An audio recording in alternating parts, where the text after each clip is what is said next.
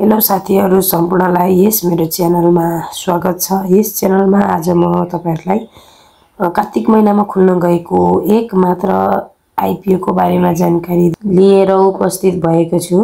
कार्तिक महिनामा खुल्न गइरहेको एक मात्र आईपीओ रहेको छ, जुन चाहिँ तपाई हामी जस्तै सर्वसाधारणका लागि खुला बिक्री गरिँदैछ। कार्तिक महिनामा खुल्न गइरहेको आईपीओ एसवाई प्यानल नेपाल लिमिटेडले चाहिँ कार्तिक महिनाका लागि खुल्ने भनेर लिस्टेडमा परेको एक मात्र दुर्लभ आईपीओ रहनेछ।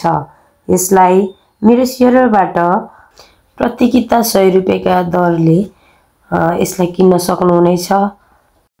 यस बाहेक कुनै पनि आईपीओ चाहिँ कार्तिक महिनामा खुल्ने भनेर भनिएको छैन, कुनै पनि अपडेटहरु आएको छैन।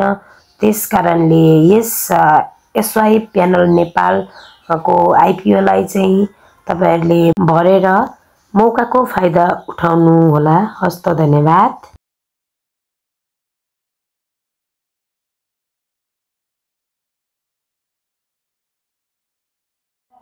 र मौकाको फाइदा उठाउनु होला।